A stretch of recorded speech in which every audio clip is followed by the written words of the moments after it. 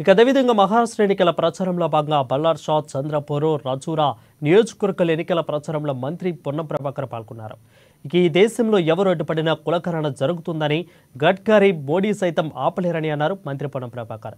కులగణనపై cabinet అసెంబ్లీలో తీర్మానం చేశామని స్పష్టం చేశారు. ప్లానింగ్ కాక ద్వారా కులగణన విజయవంతంగా నిర్వహిస్తున్నామని, ఇప్పటికే 58.6% కూడా సర్వే కూడా పూర్తయినట్లు హర్షం వ్యక్తం చేశారు మంత్రి పొన్నం ప్రభాకర్.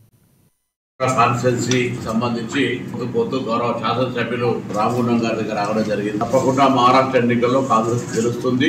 కాంగ్రెస్ అలయన్స్ తో ఏర్పడతా ఉంది.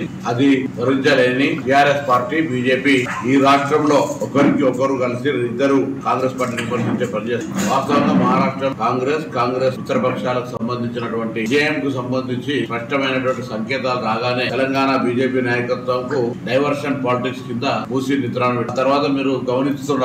కేటీఆర్ గారు మాట్లాడుతూ కాంగ్రెస్ కోటేయద్దంటారు. అంటే వాళ్ళు స్వయంగా బీజేపీ కోటేయమని చెప్తున్నట్టే. మహారాష్ట్రలో కాంగ్రెస్ కోటేయద్దంటే ఏమన్నట్టు, బీజేపీ కోటేయమని చెప్తున్నట్టే. అంటూనే భారతీయ జనతా పార్టీ కాంగ్రెస్ పార్టీకి రక్షణ కవచంగా నిలిచిందని కేటీఆర్ అంటారు. బండి సంజయ్ గారు అంటారు కేటీఆర్ టీఆర్ఎస్ ప్రభుత్వం, కాంగ్రెస్ ప్రభుత్వం వాళ్ళ కుటుంబాన్ని రక్షిస్తూ ఉంది, వాళ్ళు కాంగ్రెస్ కు రక్షణ ఇస్తున్నారు. అసలు వాస్తవం చూస్తే గత 10 సంవత్సరాలుగా వీళ్ళు తెలంగాణ రాష్ట్రంలో, వాళ్ళు కేంద్రంలో అధికారంలో ఉన్న పార్టీలుగా దోస్తీ గల్లీలో కుస్తీ చేసినటువంటి పార్టీలు అవి రెండు. మేము టీఆర్ఎస్ మీద తెలంగాణ జాతీయ స్థాయిలో బీజేపీ తోటి మొట్టమొదటి బద్ద వ్యతిరేక సిద్ధాంత